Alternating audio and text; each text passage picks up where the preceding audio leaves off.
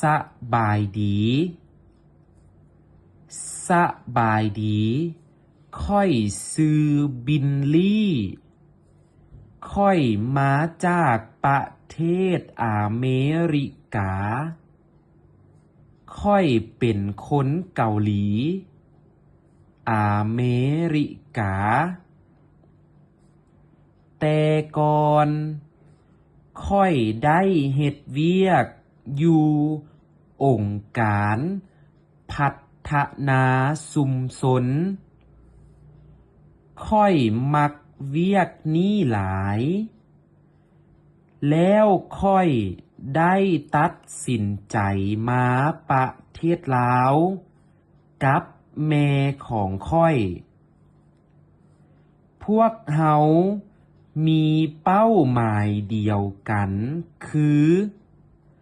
ต้องการช่วยคนลาวฉะนั้นพวกเฮา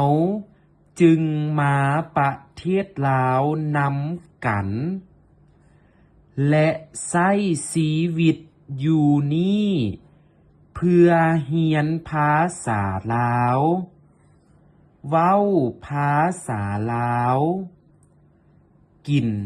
อาหารลาวและลมกับคนลาวพวกเฮา